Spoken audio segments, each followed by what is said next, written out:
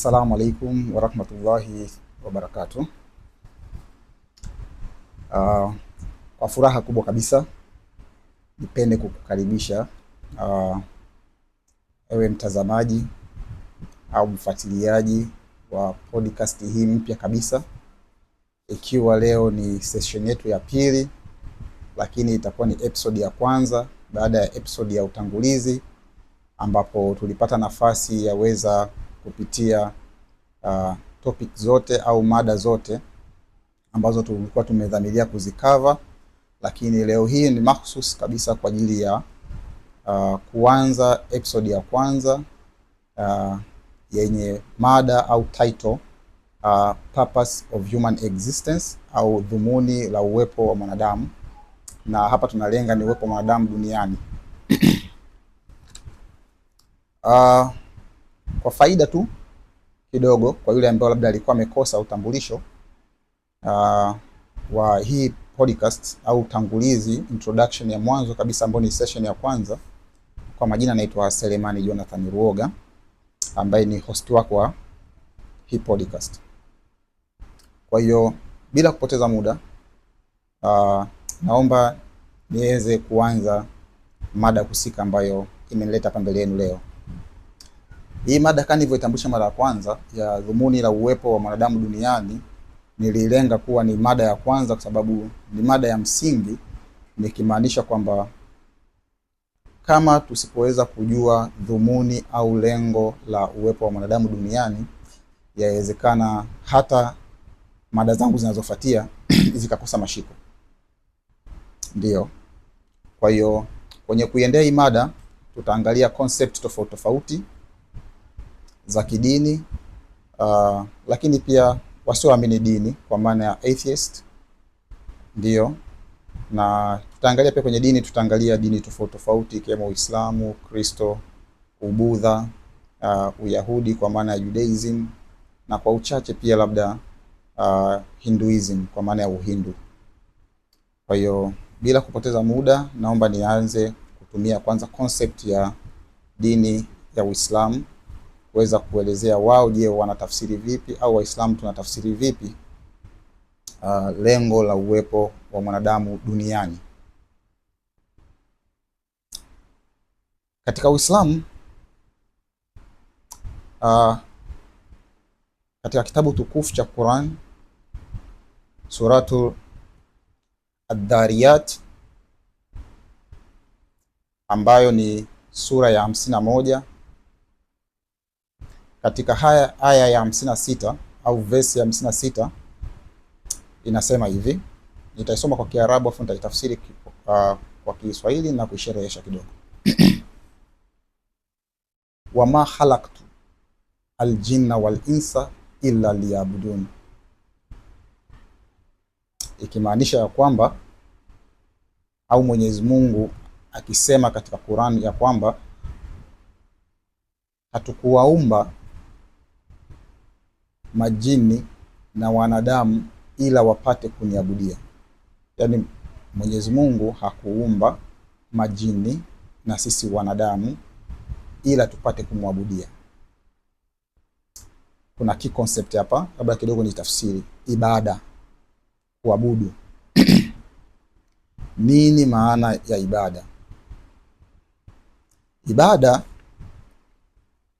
ni kumwabudu Mwenyezi Mungu Allah kwa unyenyekevu, utiifu na mapenzi,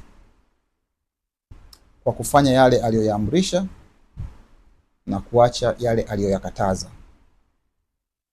Kwa hiyo tunaona kabisa ibada haishii katika rituals peke yake, kwa maana ya sala, kufunga na vitu kama hivyo, ila all the good acts ambazo tumeambiwa tuzifanye, kwa maana ya matendo mazuri ambayo tumeelekezwa kuweza kuyafanya, na yale matendo mabaya kutokana na tafsiri ya Mwenyezi Mungu kwamba tuweze kuyaacha.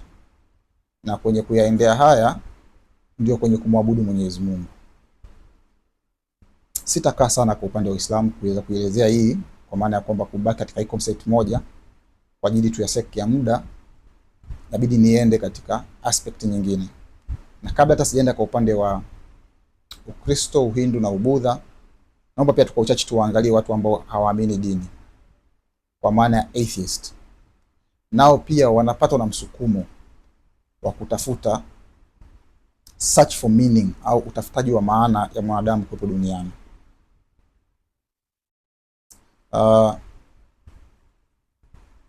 Kwa watu ambao waamini dini au wamwamini Mwenyezi Mungu, wanasema dunia au ulimwengu unafanya kazi au una operate bila divine intention au bila utawala wa kiungu, wakimaanisha ya kwamba mwanadamu anaonekana ni kama mazalia ya process za kiasili, yani natural process tu. Ndio maana tumetokea, unaona, na hii process ni ya ndani ya mabilioni ya miaka ya uwepo wa dunia. Nitaweza kuwa quote baadhi ya atheist ambao wametoa falsafa zao kwa upande huu, na nitawakoti wawili, mmoja akiitwa Jean Paul Sartre pamoja na Albert Camus. Wao wameweza kusema hivi: wanadamu inabidi wategemee mtazamo wao, unaona, kuanzia maadili, manake kwa maana ya values, unaona, tena kutokana na uzoefu, yani ile experience ya wao kuwepo katika kuishi hapa duniani. Huu mtazamo unapelekea uhuru wa akili na uwezo wao kama mwanadamu. Kwa malengo yetu kuishi duniani, kwanza wanaamini ni process tu tulitokea za kiasili, kwa mwanadamu akatokea, na mwisho wa siku basi, kwa kuwa ni process ambayo tumetokea sisi wanadamu, then hatuna namna, ni kwamba tutegemee utashi wetu na experience yetu na dunia kutengeneza values au maadili ya kidunia ili tuweze kuendea dunia. Ndio. Na kwa nini tunaangalia aspect tofauti tofauti au concept tofauti tofauti? Lengo ni kuangalia, je, tafsiri ya mwanadamu kuwepo duniani watu wanaichukulia vipi kutokana na imani tofauti au makundi tofauti tofauti ya wanadamu hapa duniani. Sababu naamini ni swali la muhimu sana la dhumuni la uwepo wa mwanadamu duniani, ni swali la msingi sana kwa sababu linatutafsiri sisi kama wanadamu. Kwa upande wa Kristo, kutoka katika kitabu cha Mwanzo ambacho ni The Genesis, sura ya mwanzoni ambayo kitabu cha Mwanzo, manake aya sasa ya 26 inasema hivi: Mungu akasema, nataka ni quote vizuri mbali pia nisikosee kwa maana ya kuongeza neno au kulitoa neno. Mungu akasema, na tumfanye mtu kwa mfano wetu, kwa sura yetu, wakatawale samaki wa baharini na ndege wa angani na wanyama wa nchi yote, pia na kila chenye kutambaa juu ya nchi. Kwa hiyo tunaangalia kwamba hapa upande wa tafsiri ya kitabu cha Biblia kwa upande wa Kristo, katika kitabu cha mwanzo kabisa cha Mwanzo, the Genesis, ni kwamba mwanadamu tumeumbwa kwa mfano wa Mungu, na hadi ikitajwa sura, lakini dhumuni ilikuwa ni sisi kuja kuitawala dunia na vilivyomo, kuanzia baharini, angani na vyote vinavyotembea juu ya ardhi. Nitakuja kuisherehesha hii baadaye, lakini napita tu haraka haraka kuangalia concept za utafsiri tofauti tofauti kwa imani tofauti tofauti. Nitaingia pia kwa Wayahudi au dini ya Judaism. Katika kitabu chao cha Torah, tena hichi ni kitabu ambacho kimepokelewa na Nabii Musa kwa Kiswahili na tunakitafsiri kama Taurat, ambapo tunajua Wayahudi hawamwamini mtume mwingine baada ya Nabii Musa au Prophet Moses. Na katika kitabu chao cha Deuteronomy sura ya 10 aya ya 12 inaweza kusema hivi, na sasa pia na koti mbali nisikosee, na sasa Israel, Bwana Mungu wako anataka nini kwako? Ilikuwa katika mfumo wa swali. Inaendelea, ila umche Bwana Mungu wako, uende katika njia zake zote, umpende na kumtumikia Bwana Mungu wako kwa moyo wako wote na kwa roho yako yote. Pia tunaona hapa concept ni kwamba kumcha Mwenyezi Mungu kwa nguvu zako zote, kwa roho yako yote, na uweze kumwendea kwa namna walivyoelekeza katika hicho kitabu. Nitajaribu pia kupita kwa haraka kwa dini nyingine, ambapo ni kwa Wahindu. Wahindu wana kitabu chao kimoja kinaitwa Bhagavad Gita, ambapo nao pia wameweza kuelezea hii concept, na ndio maana huwezi kukuta kuna imani inashindwa kuelezea hii concept ya lengo la au dhumuni la uwepo wetu, sababu ndio swali linaweza kutafsiri sisi kama wanadamu, na inawezekana yote tunayoendea msukumo kutokana na hii tafsiri. Na ndio maana nikasema niweke kama chapter ya kwanza au mada yetu ya kwanza kabla tujaziendea mada zingine. Katika Uhindu wanasema hivi, nitakoti pia madi nisikosee, kama nilivyokutajia kitabu cha Bhagavad Gita, ni sura ya 2 aya yao ya 51 mwanzoni kabisa. Wanasema lengo la uwepo, wakimaanisha mwanadamu, ni kufikia moksha. Ndio neno kidogo msamiati. Nini maana ya moksha? Moksha ni ukombozi wa kiroho kutoka kuzaliwa mpaka kufa. Na hii process au cycle inayoitwa kutoka kuzaliwa mpaka kufa, wao pia wanatemia, wanaita samsara. Naona, kwa kutambua ukweli wa nafsi na uhalisia wa juu. Hiyo ndo lengo lao na uwepo wao. Kwa hiyo hata pia upande wa Uhindu tafsiri yao ya uwepo wa duniani itakuwa backed na hii tafsiri ambayo tumeisoma hapa. Nitaenda pia kidogo kuelezea kwa uchache upande wa Abudha au katika Ubudha. Pia wana kitabu chao kinaitwa Dhammapada. Mwishoni au sini katikati, kwa sababu kusema kweli sijapata nafasi ya kupitia kitabu chote, ila tu kwenye kusearch sehemu ambayo wanatafsiri lengo la uwepo mwanadamu duniani katika sura yao ya 277 mpaka 279, ndio kidogo unaweza kupata hizi maana za lengo la uwepo mwanadamu kutokana na tafsiri zao. Wanasema hivi, lengo la maisha ni kuondoa mateso kwa kufikia nirvana. Nirvana ni msamiati kwetu. Je, nirvana ni nini? Ni hali ya juu kabisa ya kiroho, the maximum climax of spirituality. Kwao ndo wanaita nirvana. Unaona? Manake ni kuondoa kabisa katika mateso, tamaa na mzunguko wa kuzaliwa mpaka kufa. Yaani maana kutoka katika mzunguko wa kuzaliwa mpaka kufa. Unaona? Kwa hizo ndo tafsiri haraka haraka. Najua kuna imani nyingi sana zipo. Dini ni nyingi sana. Yawezekana kuna mamia kama sio maelfu ya dini. Unaona? Kwa sababu kwa haraka haraka dini ni mfumo wa maisha. Kwa kuna mifumo mingi sana ya maisha. Unaona? Lakini tunaamini pia Mwenyezi Mungu alituletea mfumo wa maisha. Na katika topiki zetu zinazofuata tutakuja kueleza chimbuko la dini zimetokea wapi. Na kwa nini wengi tunajidasimisha na dini ya Mwenyezi Mungu na kati zipo dini nyingi. Je, tofauti zilikuwa nini? Tutakuja kuelezea mbeleni. Kwa hiyo ikupe tu sehemu kama ya motisha ya kuendelea kufuatilia episodes zinazofuata.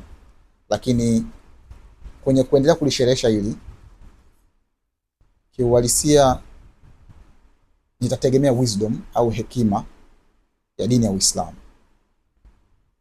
Na yawezekana ndio ilikuwa sababu kuu zaidi ya kunisukuma kufikia hapa kwenye kuanzisha jambo kama hili.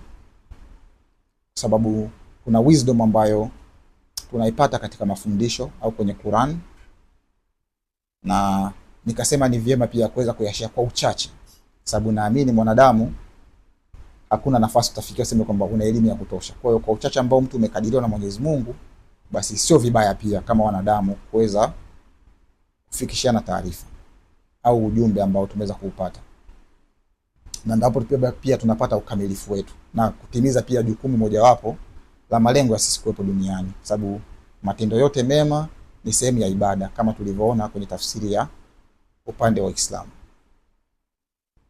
Kwa hiyo nitaanza kidogo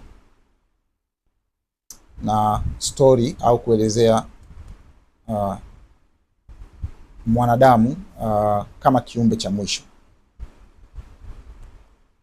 sababu Mwenyezi Mungu katika Quran anasema kwamba ilipita miaka mingi sana mwanadamu hakuwa ni kiumbe mwenye kutajwa, sio ardhini, sio mbinguni, sio kokote, hakuwa kiumbe mwenye kutajwa. Miaka ni mingi sana mwanadamu hakuwa kiumbe mwenye kutajwa. Kwa hiyo mwanadamu ni kiumbe wa mwisho, kwa maana ya kwamba wakipimwa wanadamu wengine uwepo wao, viumbe wengine uwepo wao duniani na kokote pale, iwemo malaika, majini, nzi, wanyama wa kawaida tunawafuga, wa porini, wanaopaa, wa ardhini, wa majini, sisi ndo tulikuwa viumbe wa mwisho kuumbwa, wanadamu. Na kidogo labda sasa nitumie nafasi ya sayansi na tafiti zao, ni kwamba inakadiriwa dunia kuwa na miaka bilioni 4.5 kutokana na vipimo kadhaa, mojawapo ikiwa ni kipimo cha radiometric dating. Kwa hiyo inaonyesha jinsi gani dunia ina muda mrefu sana lakini mwanadamu alikuwa muda mrefu hakutajwa hapo katikati, na kwa kipindi hicho viumbe wenye intelligence peke yake, kwa sababu tunajua mwanadamu ndio kiumbe cha mwisho, walikuwa ni majini na walikuwepo ardhini. Nitakuja kueleza kwa sababu gani nimetaja hii mada katika kuelezea pia story ya mwanadamu na kwa kiumbe cha mwisho. Na najua pia kuna vipimo vingi vya kupima uwepo wa mwanadamu yupo kwa longevity ya muda gani. Vipimo kama vya fossil dating na DNA analysis, ambapo wengine wanakadiria kwamba yawezekana ni miaka milioni 6, milioni 3 na kuendelea nyuma huko. Na sasa tukikompare miaka milioni na kwenda kwa bilioni, unaona utofauti ni mkubwa sana wa mwanadamu uwepo wake. Kwa mujibu wa Uislamu hadithi ya mwanadamu inaanza pale Allah alipomuumba Adam. Yaani pale Mwenyezi Mungu alipomuumba Adam ndo hadithi ya mwanadamu inaanzia hapo. Tukiamini kwamba Adamu ndiyo kiumbe cha kwanza, baba yetu Adam, na sisi wengine tukafuatia baada hapo. Na Adam aliumbwa kwa udongo, na baadaye Mwenyezi Mungu akaweza kumpulizia roho. Unaona, na Allah baada ya kumuumba mwanadamu kuna maagizo ambayo aliyatoa. Hii story inaitoa sababu katikati ya hii story tunapata fikra fulani, Waislamu wanasema ibra, au mtazamo fulani au makusudio fulani, kwamba baada ya Mwenyezi Mungu kumuumba Adam tena kwa udongo, kumpulizia roho, maana ya kupata uhai. Unaona, Mwenyezi Mungu aliweza kuwaamrisha malaika waweze kumsujudia Adam. Tupigie mstari hapo kwenye kusujudia. Mwenyezi Mungu alipokuwa kimaanisha kusujudia, hakumaanisha kumwabudia Adam, bali ilikuwa ni kutoa salutation au salamu za maamkizi ya heshima juu ya umbile bora ambalo Mwenyezi Mungu ameumba mwanadamu. Sababu pia Mwenyezi Mungu anasema katika Qur'an mwanadamu amemuumba katika umbile lililokuwa bora kabisa. Achilia mbali tu the human mind kwa maana ya akili na utashi wa mwanadamu, lakini hata umbile. Na ndio maana wale hii huwezi kukosoa kwamba usemi mwanadamu labda sikio lingepasa kuwa sehemu ya mdomo, wala mdomo ingepasa kuwa sehemu ya macho. ni perfection ambayo Mwenyezi Mungu alifanya juu ya kiumbe aitoe mwanadamu, licha ya kuwa na udhaifu wake, lakini kiumbile ni bora kabisa ukikompea na viumbe wengine ambao tumeumbwa, na Mwenyezi Mungu ameweza kulithibitisha hilo katika maandiko matakatifu ya kiimani ambayo tunaamini. Lakini Iblis au shetani, Satan na kwa majina mengine yote yale, alikataa kwa kiburi kumsujudia mwanadamu. Tuandaline neno kiburi. Kiburi ni ignorance. Kwa manake aliignore deliberate. Na labda nieleze kitu kidogo kwamba hata katika tafsiri ya Uislamu inavyosema kwamba lengo la mwanadamu kuumbwa na majini ilikuwa ni kumwabudia Mwenyezi Mungu. Tuna analine hapa au tunapigia mstari jini na mwanadamu. Hawa ni viumbe wawili ambao wana free will. Maana ya free will ni kwamba una uamuzi wa matakwa ya kuamua kufanya jambo au kutokulifanya. Maagizo yapo ya Mwenyezi Mungu, ila una amri ya kulifanya au kutokulifanya. Mfano mdogo tu, adhana imelia ya kuswali, amrisho ni kwenda kuswali, lakini una choice. Unaweza ukaenda na unaweza ukaamua kutokwenda. Tofauti na malaika. Malaika wanafanya kazi kama walivyopangiwa kuifanya.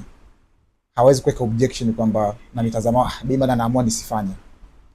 Ni kama vile wapo kwenye autopilot. Unaona?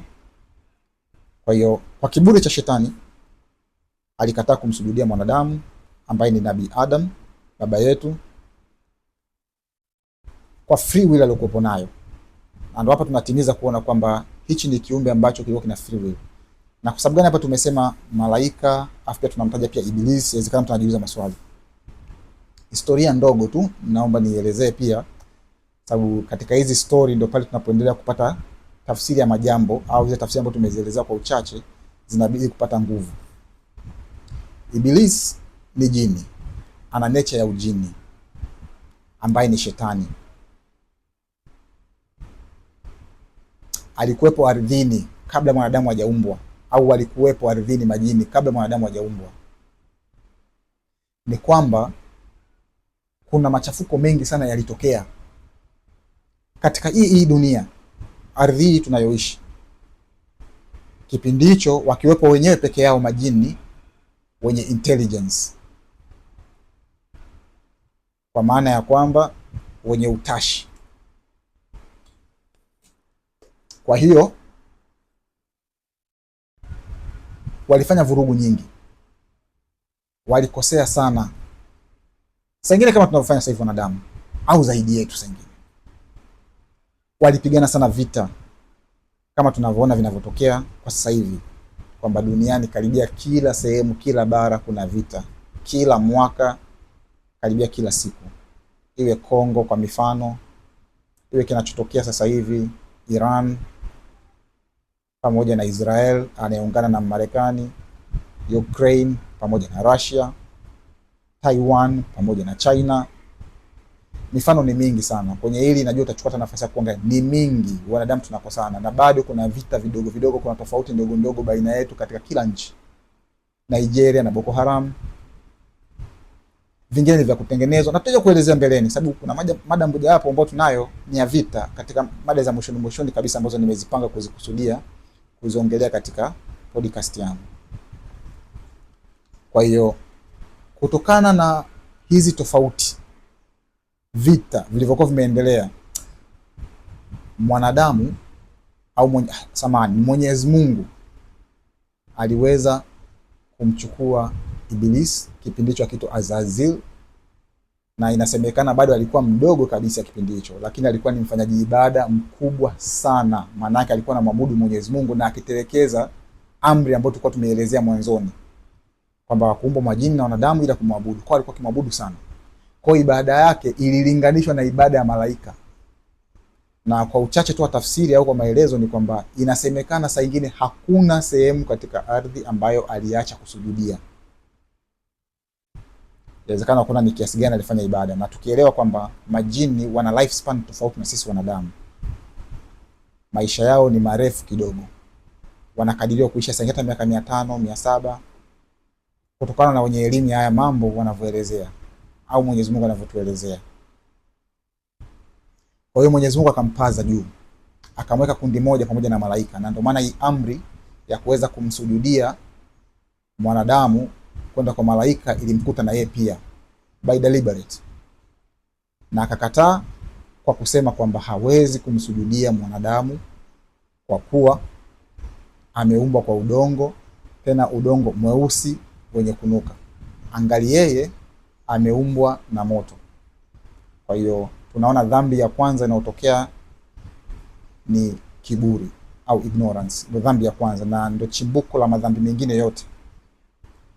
Hakuna dhambi inayotokea bila kuweka kiburi ndani yake. Kwa hiyo nini kilichotokea baada ya haya niwezea kutokea? Manake mwanadamu kuombwa kuabudiwa, ambao ni maagizo ya Mwenyezi Mungu kwenda kwa malaika akiwemo pamoja na shetani mbinguni. Kilichotokea ni kwamba Mwenyezi Mungu alimlaani Iblis. Naomba pia tupigie mstari kwenye neno kulaaniwa. Maana ya kulaaniwa ni kutenganishwa baina yako na rehma za Mwenyezi Mungu. Ndugu zangu, rehma za Mwenyezi Mungu ni kubwa sana. Tutakuja kuzielezea mada zinazofuatia, na ndio maana natamani watu wafuatilie session karibia zote, kwa sababu connection ya session na session zinakuwa zinazidi kuleta maana, na bila mpangilio huu saa nyingine ingekosa mashiko hata ya maelezo haya. Kwa hiyo kulaaniwa ni kukosa rehma za Mwenyezi Mungu au kutenganishwa nazo. Kwa Mwenyezi Mungu alimtenganisha na rehma zake. Lakini Mwenyezi Mungu aliweza kumuumba au kumleta mkewe Adam, ambaye ni mama yetu Hawa, kutokana na ubavu mmoja wapo wa upande wa kushoto wa Nabii Adam. Na katika kuishi kwao walipata kujaribiwa. Kujaribiwa na nani? Na Iblis. Sababu kuna agizo ambalo walipewa wakiwa peponi kwamba msile mti fulani. Hatujaambiwa ni apple, zabibu, muembe, lakini walipewa agizo wasile kitu fulani. Na hapa tunakuja kwamba kuna maagizo ambayo Mwenyezi Mungu anatupatia ili kutupima tunaabudu, maana ya kufatisha au hatufatishi. Kwa kuna makatazo, kuna maamrisho. Kwa hiyo walikosea, wakashawishiwa na shetani, wakaweza kula tunda la mti ambao ni forbidden. Na baada ya kufanya hivyo au hilo kosa, walikuja kugundua kwamba wamekosea, Hawa pamoja na Nabii Adam, na wakaomba msamaha na Mwenyezi Mungu akawasamehe. Lakini kwenye kuwasamehe ndio wakashushwa duniani, ardhini, ambapo shetani ashawahi kuishi. Pia naye shetani akashushwa ardhini, na ndio maana hapa kuna concept ya baadhi ya imani wanamuita shetani the fallen angel. Unaona kwamba alitoka mbinguni akashushwa ardhini, kwa wanamuita the fallen angel. Kumbuka pia katika kuja ardhini shetani kuna kiapo ambacho alikichukua, na hichi kiapo ni kwamba hichi kiumbe dhaifu ulichokiumba wewe Mwenyezi Mungu, kwamba atakipoteza. Ndugu yangu, kuna viapo vimechukuliwa na shetani, kiumbe ambacho kilikuwepo kabla sisi hatujaumbwa, na Mwenyezi Mungu amekikadiria kukipa nafasi ya kuishi, ikiwa pia ni mojawapo ya maombi ambayo aliyaomba shetani kwa Mwenyezi Mungu, kwamba aombe nafasi ya kuwepo mpaka mwisho ili akipoteze hichi kizazi. Kwa hiyo unaweza kuona ni orchestration nzima ya Mwenyezi Mungu ya sisi kuwepo na mitihani ambayo tunakusudiwa kuipata. sababu tunaye tayari shetani, ambaye ukikumbuka ni kwamba toka kuumbwa kwetu au kuumbwa kwa Nabii Adam hakuweza kumtolea heshima, na amechukua kiapo kuweza kumpoteza huyu kiumbe mwanadamu. Ndugu yangu, sio kazi ndogo. Shetani hatumzidi elimu, mimi na wewe. Qur'ani anaijua kuliko mimi na wewe, vitabu vyote, iwe ni Biblia na vinginevyo, na tutakuja kuelezea mbeleni vitabu kama hivi. Kwa hiyo tupate tu concept kwamba huu mtihani umetokea wapi na anatuwin wapi shetani na mambo kama haya. Kwa hiyo baada ya Allah kuwasamehe, lakini akawashusha duniani kuanza maisha ya mitihani. Yaani kuja duniani sasa ndio mitihani ikaanza. Na hapa tunapata ibra kwamba duniani tumekuja kupimwa. Tuna vipimo vitatu au kwa uchache tu. Roho zetu wote wanadamu ziliumbwa kwa muda mmoja. Sitaki nitafsiri sana ya mambo ili madi nisipoteze tu lengo au dhumuni la kuelezea hii mada ya kwanza, lakini roho zetu wote ziliumbwa pamoja, ila ushukaji wetu duniani unatofautiana. Mwenyezi Mungu anakadiria labda mimi nitakuja kupitia tumbo la mama yangu, lakini roho yangu na mama yangu na baba yako na babu zetu na Nabii Adam na wengine ziliumbwa kwa pamoja, ila tunatofautiana kwenye ujaji tu wa hapa duniani. Na Mwenyezi Mungu ameweka makadirio, tutazaliana na kwenye kuzaliana ndio tutatokea sisi wengine, lakini roho zetu zilikuwa zishaumbwa muda mrefu, na inasemekana kwamba wanadamu tunaokuja duniani ni mojawapo wa zile roho ambayo tulimwahidi Mwenyezi Mungu kwamba mitihani ipo ya dunia na tutakuja kuishinda, na tukiishinda tutakuwa ni bora kwa viumbe. Tunaendelea. Hapa duniani mwanadamu amepewa mwongozo au anapewa miongozo, na miongozo hii Mwenyezi Mungu ana systematic way ya kuileta. Sijui kama utakuwa unanielewa ndugu yangu, au sijui kama itakuwa inakuingia akilini. Mwenyezi Mungu ana njia zake za kuleta miongozo. Zama zinatofautiana. Zama za mwaka ambao Nabii Adam alishushwa duniani akiwa pamoja na Hawa, aliopata labda na watoto wake Kain na Abil, ambao ni Kain and Abel kwa wenzetu wa imani ya Kristo. Uwezo wao wa tafsiri ya dunia ni tofauti na uwezo labda wa sasa hivi au zama za Nuhu au zama za wengine.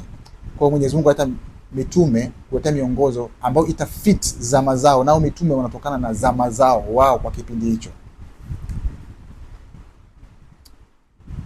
Na hii miongozo lengo ni moja tu, kumwabudu Mwenyezi Mungu. Yawezekana zama fulani mtume ameletwa, ikaja zama zingine, lakini mpaka zama zinazofuatia yawezekana ile message ya Mwenyezi Mungu imekuwa distorted, au maana ya kwamba imeharibiwa, imetwistiwa, imebadilishwa. Kwa hiyo Mwenyezi Mungu analeta mtume mwingine kucorrect makosa ya zama zingine na kuelezea. Ni kama vile succession inayofanyika kwa mitume, lakini lengo ni kuleta message moja ya Mwenyezi Mungu. Lakini kadri ninavyozidi kuelezea hivi, usisahau kwamba shetani tunaye duniani, na lengo lake kama nilivyoelezea lipo bado, na yupo mpaka mwisho wa muda, manake kiyama, ambapo viumbe wote tutapoteza uhai. Kwa hiyo na mitume ameletwa ili watupe mwongozo ya kuabudu, lakini pia ili tuweze tumwabudu Allah, lakini pia tuweze kuepuka majaribu ya shetani. Ndio maana ya lengo la mitume kuletwa. Lakini mwisho wa maisha watu watahukumiwa. Yaani nje ya picha yote hii, miaka 70 tunaoishi wanadamu, miaka 30, miaka 10, miaka 100, miaka 150, tegemea ulivyokadiriwa, ni kwamba tutapita. Na baada ya kupita tutakuja kuhukumiwa. Kuna kifo, kuna kiyama. Kifo ni mwisho wa kwako mwanadamu au wa kiumbe kuagana na dunia. Kiyama ni siku ambayo kila kiumbe, au ndio pale wanasema mpaka wenzetu wa Kristo pia wanasema kwamba litapulizwa baragumu. Sisi Waislamu pia tunaamini the same, kwamba malaika Israfil atapuliza baragumu, na hapo ndipo dunia itakuwa imefika mwisho. Lakini kuna kiyama, kuna mwisho wa dunia na kuna siku ya hukumu. Kwa hiyo manake tutahukumiwa, manake tutakuwa accountable kwa yale ambayo tumeyafanya kutokana na maamrisho ya Mwenyezi Mungu kwenye kufanya ibada. Na tunapata kwamba lengo letu lilikuwa ni nini, na tutakuwa answerable. Je, tulitekeleza lengo? Hatukutekeleza. Miaka 70 is nothing. Dunia kama ishakuwa na miaka bilioni 4, hebu angalia miaka yako mwanadamu, miaka 70 80 tutakayoishi ni kitu gani? Piga percentage wise. Kuna wanadamu ambao wamezikwa ni miaka maelfu, mamilioni ishapita, lakini waliishi labda miaka 20 30 tu. Lakini tunaamini kwamba kuna afterlife, baada ya hukumu ya Mwenyezi Mungu, kwa maana ya kwamba kutokana na matendo yetu maisha ya mwanadamu ni safari ya majaribu, kwa maana ya kwamba baada ya majaribio tutakuwa accountable na kuona nani alikuwa ni mfaulu zaidi katika kuabudu. Lakini katika hii safari ya mwanadamu ambayo ni maisha ya majaribu, lakini pia kuna maisha ya toba. Huu ni mlango ambao Mwenyezi Mungu hajatuacha hivi hivi, huku akijua kwamba sisi pia tuna udhaifu wetu na tunajaribiwa na shetani, na ni kiumbe alichokiumba kwa ubora na anachokipenda pia, kama tulivyoelezea mwanzo. Kwa hiyo mlango wa toba upo, kwa maana ya kwamba kumrejea Mwenyezi Mungu, kuomba msamaha, na Mwenyezi Mungu anakusamehe madhambi yako, haijalishi ukubwa wa madhambi yako, na hakuna dhambi ambayo Mwenyezi Mungu haisamehi. Kwa hiyo kutokuomba toba pia ni kukataa kufanya moja wapo ya ibada. Kwa tunasisitizwa mpaka hapa tunapata, au tunaweza tukaunderline hapa kwamba kuna majaribio, kuna toba. Kuna kujaribiwa ukakosea, na kuna kukosea ukaomba msamaha au ukafanya toba na kurejea kwa Muumba, kwa maana ya kwamba tukarejea kwa Mwenyezi Mungu. Nielezee kwa uchache kabla sijamalizia hii session, na wala kutokuitia maneno mengi na kupoteza maana, ni kwamba sisi wanadamu tuna mitihani, na mtihani wetu mkubwa ni shetani, na ni adui yetu, na Mwenyezi Mungu au Mtume Muhammad sallallahu alaihi wasallam, kwa sababu pia naye analeta maneno ya Mwenyezi Mungu na ni moja wapo ya mitume, kama tulivyosema hapa kwamba Mwenyezi Mungu atuletea miongozo kupitia mitume. Alituambia ya kwamba mwanadamu ni kiumbe mwenye kukosea, na mbora wa mwenye kukosea ni mwenye kuomba msamaha. Lakini pia nataka kuelezea kitu kidogo ambao ni mtihani ambao anatuletea shetani. Mwenyezi Mungu hakuwa na message zaidi ya moja kwa sisi wanadamu. Kuna succession ya mitume wanaokuja kwa kupokezana wakileta ujumbe wa Mwenyezi Mungu, lakini shetani yupo. Shetani atufati direct, anatutumia sisi kwa njia ya kutudeceive, kama kiapo alichokichukua, kwa maana ya kwamba tumesoma tafsiri za dini tofauti tofauti. Leo hii Mkristo anemshangaa Muislamu kwa nini kawa Muislamu, ndivyo hivyo Myahudi anamshangaa Mkristo kwa nini kawa Mkristo, kwa sababu Mkristo haamini uwepo wa mtume. Kwa asilimia kubwa na angeamini angekuwa Muislamu. Ni vile vile Myahudi amwamini Mkristo kwa sababu hamwamini Yesu mpaka sasa hivi. Yaani kwa kifupi ni kwamba huu mgawanyo au njia mojawapo ambazo anazitumia shetani kututawala, mojawapo inaitwa divide and rule, kugawanya watu na kuwatawala, kuanzia udini, ili tusiendelee kupokea mapokezi ya mitume ambao wanaletwa na Mwenyezi Mungu. Leo hii kuna kundi la Wayahudi wamepata mtihani wao, hawamwamini Yesu na wana imani zao, na kitabu chao cha mwisho ni cha Torah. kwa maana Taurati. Akaja Yesu kwa maana Nabii Isa aliyeishi Palestini, ambayo ni Middle East, Mashariki ya Kati, mpaka kuondoka kwake. Lakini kuna doctrine ya Ukristo inayotokana na Paul ambaye alikuwa ni Myahudi, wakamwita Yesu Kristo au Jesus Christ, kwa maana ya kwamba Kristo inatokana na neno la Kigiriki Christos, likimaanisha Masihi, na Masihi likimaanisha the appointed one au aliyechaguliwa, na ni sahihi kabisa. Lakini ile doctrine iliishia pale. Tutakuja kuichambua katika mada zinazofuata, sababu tuna mada nzuri sana ambayo inasema chimbuko la dini nyingi.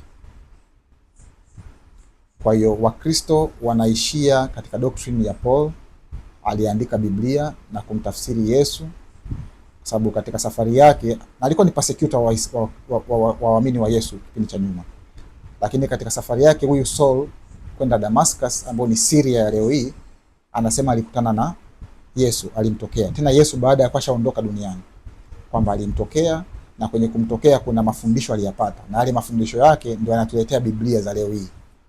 Tutakuja kuelezea hii na kuichallenge na kuielezea kwa undani na vitu kama hivyo, tukiwa tunaelezea mada zinazofuatia. Kwa changamoto hiyo ni kwamba imepelekea kundi lingine kubwa sana, tena ni kundi kubwa sana la Wakristo ambao hawaamini uwepo au maamrisho au mafundisho ya Uislamu yaliokuja kupitia mtume wetu Muhammad sallallahu alaihi wasallam. Kwa hiyo kupigia mistari yote haya ni kwamba elewa, shetani yupo, mwanadamu yupo, una free will, kwa maana ya uwezo wa kuchagua, kuacha, kufanya na kutokufanya. Una akili, kuna majaribio, kuna moto, kuna toba, kuna kujifunza, na kwenye kujifunza kuna kulearn na kuna unlearn. Kuna yale uliyojua unaweza ukaondoa kuyajua na kujifunza mambo mapya. Kwa hiyo niweze kusema kwamba sitaki niongeze maneno mengi sana katika mada hii, ila kwa yule aliyekadiriwa kuelewa kwa kadri ya uwezo Mwenyezi Mungu alomjalia, kwa sababu yawezekana maneno yangu niliyokadiriwa kuongea yasiwe SI unit kwako, lakini kama mwanadamu ulijaliwa utashi na nafasi ya kuyasikiliza, kuyaingiza akilini mwako na kuangalia kama analeta maana. Na kiuhalisia ni kwamba kama nilivyotangulia katika utangulizi wa session zangu hizi, ikiwa ni episode ya mwanzoni ile ya introduction, ni kwamba haimaanishi kuna elimu yote kubwa sana niliyokupa au ni jambo jipya sana kuja kuelezea sasa hivi, ila ni sehemu ya kukumbushana. Na kwa Waislamu wanasema kwamba tumeitwa umma bora kwa sababu tumechukua majukumu ya mitume, na jukumu la mitume ni kwamba kukumbushana sisi wanadamu juu ya maamrisho ya Mwenyezi Mungu na maneno ya Mwenyezi Mungu.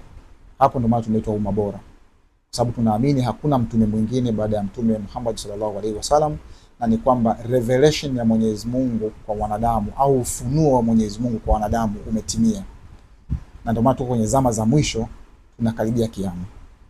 Kwa hiyo nichukue nafasi hii tu kucheza part kama wanaocheza part watu wengine, kama unaochukua labda nafasi hii pia kukumbushana majumbani na sehemu zingine. Mimi basi nimechukua nafasi hii tu kujirecord na kutuma ujumbe kwa njia za kimtandao ukufikie ewe ambao utaweza kukufikia, na kama utakuwa na make sense kwa aina yoyote na nafasi ya kufanyia kazi, basi ufanyie kazi. Lakini pia nikusihi usiweze kukosa sessions zinazofuatia, sababu zitakuwa zina muendelezo wa tulichokianzisha, na kuna mada ambazo ni za msingi sana, na kuna maswali mengine ambayo unajiuliza sasa hivi. Hayo ni maswali ambayo nishaweka mbeleni kuweza kuyajibu. Kwa hiyo kama unaweza pia kutumia nafasi ya comments kuweza kushare idea zako, mawazo yako, unachokifikiri, objections, chukua nafasi hii. Na pia kwa kusisitiza tu kwamba unaweza pia kusubscribe kwenye hii account ili pia uweze kuwa wa kwanza kupata taarifa za episodes zetu mpya zinazokuwa zinatoka, na iwe ni sehemu ya kukumbushana mambo haya, na Mwenyezi Mungu atulipe heri katika haya. Alhamdulillah, niweze kuaga. Assalamu alaikum wa adha, assalamu alaikum, chao.